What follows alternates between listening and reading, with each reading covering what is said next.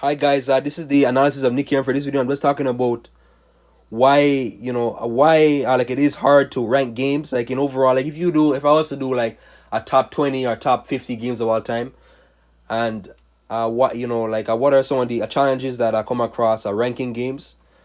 And quickly, please like, share, subscribe, share the video all over. Thank you guys so much for commenting, and for my new subscribers, make sure you press on that notification button. So yeah, going on here now. Overall, like, the first reason why games are hard to rank is because a difference in genre. So difference in genre, like when I rank games, like I'm including like all genres based on what I played, and it's a lot.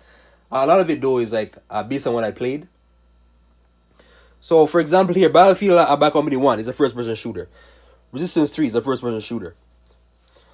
Batman Arkham City is a Batman Arkham City, Spider-Man, they're superhero open world games. Infamous 2, another open world based game. Metal Gear Rising, a more linear action adventure. So come 2, third-person shooter, so on. And Witcher 3 is like an open world fantasy based game. So you have all these different genres, and you have to kind of, like I have to decide on which one is more fun, and which one overall has better, like immersion and content and all those things, upgrade systems and all that. But again, like when it's a difference in genre, like it's kind of hard to rank. It's kind of hard to stack games up against each other, to see where this one ranks here. Need for Speed Hot Pursuit, like, is a hard game to, like to rank, and Midnight Club, because they're racing games, they're racers, right?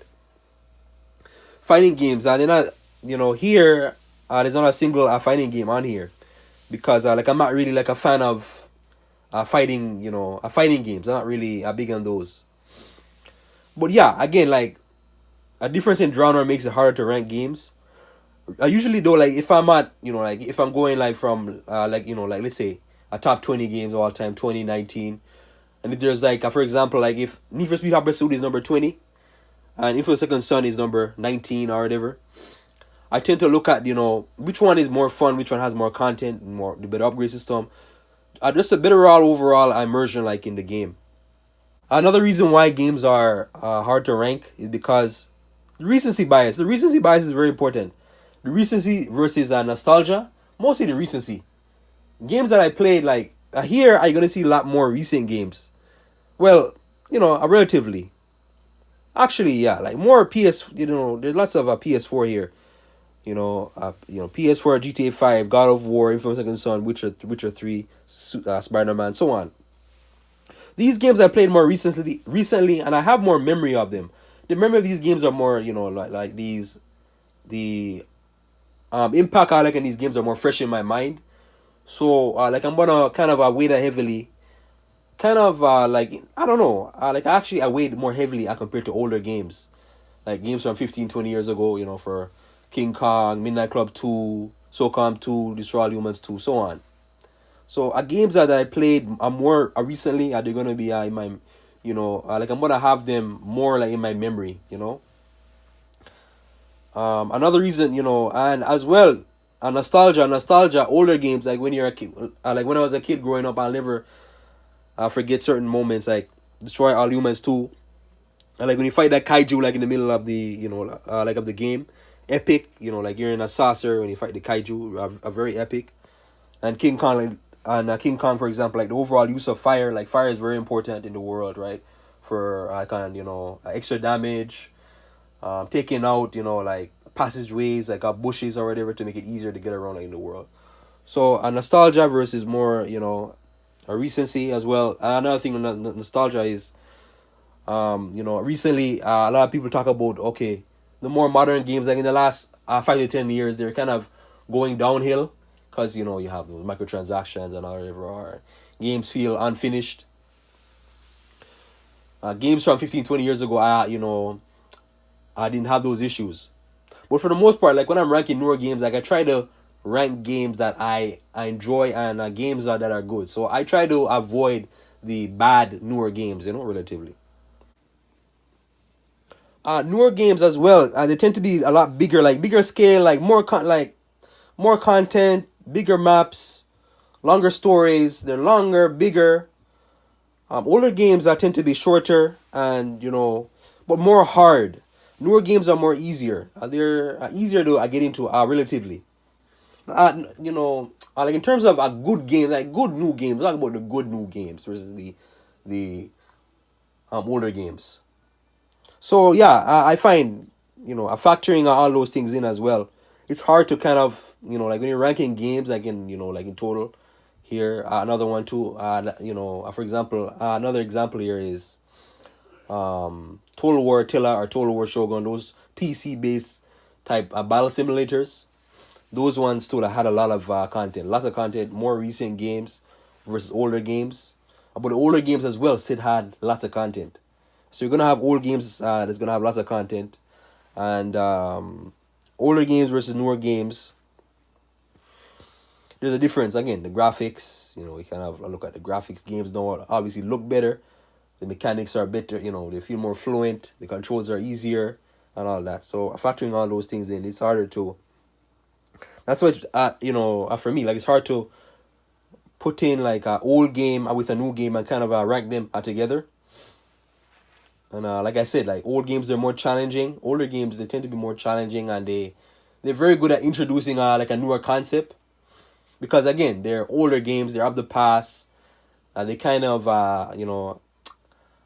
paved the way like for these more modern games.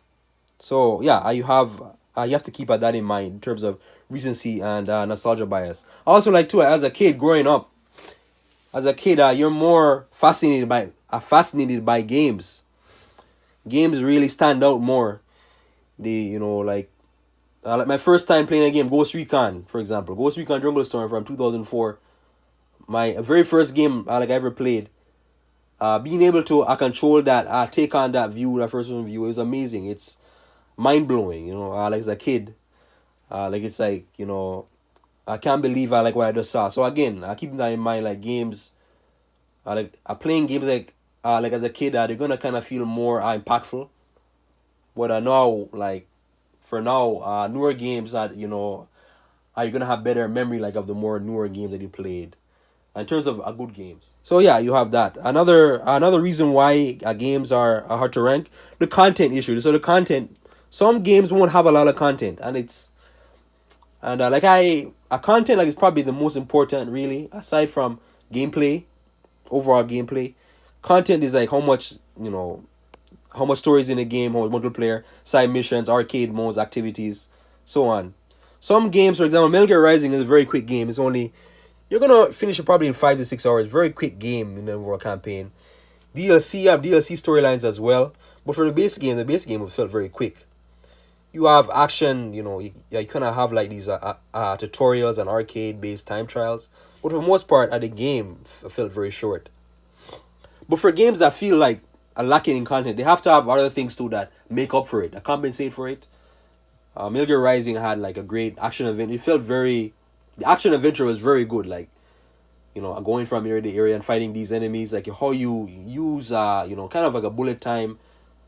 Kind of like your perception like of time is kind of enhanced like in a way, and the cyborg samurai here. So the brutal like mechanics and animations like in the and the game and the boss fights really stood out. Another thing too I like with content is another game here. For example, some games what's another example? Infamous Second Son as another example. Short game, a short game. Overall short game, but you had side missions as well. You're gonna finish a game in like 5 to 7 hours. Like the main story.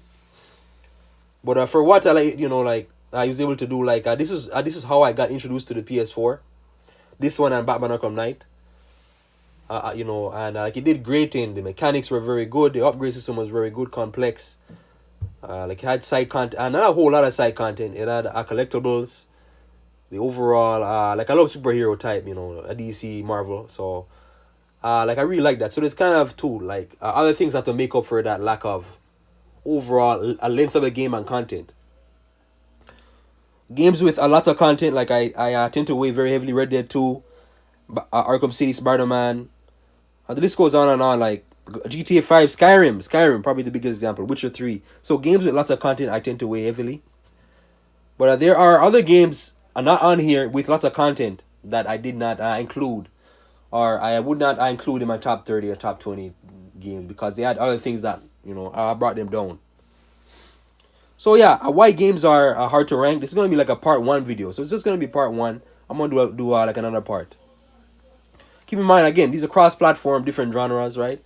So, you know, racing, open world, so on, third person, action adventure, you know, a horror, open, you know, a fantasy open world. So yeah, so on. So please like, share, subscribe, and share the video all over. And yeah, so this video will have gameplay in it. Thanks for watching.